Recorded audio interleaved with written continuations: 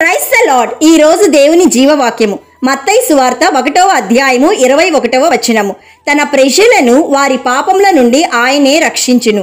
Matthew chapter 1 verse 21. He will save his people from their sins.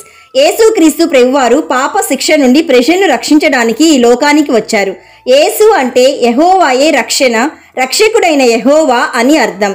యేసుక్రీస్తు ప్రభువారు మనల్ని నరకం నుండి రక్షించడానికి వచ్చాడు అని వ్రాయబడలేదు, కానీ మనల్ని మన పాపముల నుండి రక్షించడానికి వచ్చాడు అని వ్రాయబడి ఉంది.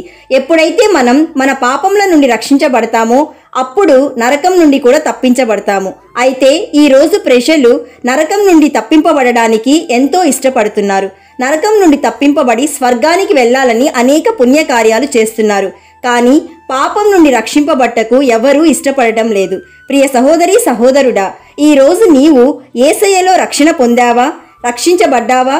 అయితే నీవు దేని నుండి రక్షణ పొందావు? దేని నుండి రక్షించబడ్డావు? ఈ లోక సంబంధమైన పాపం నుండి నీవు రక్షించబడ్డావా? అసూయ, ద్వేషము, కోపము, గర్వము, అపవిత్రత, మోహపు చూపులు, దుర్యాలోచనలు యోచించే మనస్సు, కుటిలమైన మాటలు, దుర్మార్గత, నరహత్య, అబద్ధములాడుట, అబద్ధ సాక్షి, కీడు చేయుటకు త్వరపడి పరిగెత్తే పాదములు, ఎదుటవారిని ఎత్తి చూపే స్వభావం, ఎదుటవారిని తీర్పు తీర్చే గుణం, దురాశ, సోమరితనం, ఇటువంటి పాపముల నుండి నీవు విడుదల పొందావా? ఒక్కసారి ఆలోచించు. యేసుక్రీస్తు ప్రభువారు ఈ లోక సంబంధమైన ప్రతి పాపము నుండి నిన్ను రక్షించడానికి ఆయన శిలువలో రక్తం కార్చాడు.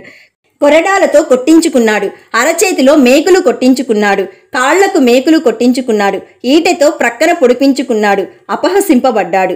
ప్రియ సహోదరి సహోదరుడా, నిన్ను ప్రతి పాపం నుండి రక్షించడానికి ఆయన శిలువలో మౌనంగా భరించాడు. ఈరోజు రక్షణ అంటే కేవలం క్షమాపణ పొందడమే కాదు, మారు మనసు పొందడమే కాదు, నీ జీవితంలో నీవు ప్రతి పాపపు శక్తుల నుండి విడుదల పొందాలని, తీర్పు దినాన నీవు ఆయనకు సాక్షిగా ఉండాలని యేసయ్య కోరుకుంటున్నాడు. So my dear friend, today everyone on this earth must wash their drops and make them white in the blood of lamb Jesus Christ. నమ్మిన వారందరూ ప్రార్థనలో ఏకీభవించండి. యేసయ్య, ఈరోజు మాకిచ్చిన జీవవాక్యమును బట్టి నేను స్తుతిస్తున్నాము. తండ్రి, మేము మొదట నీ నీతిని రాజ్యంను వెతుకటకు మాకు కృప చూపించమని ప్రార్థిస్తున్నాము.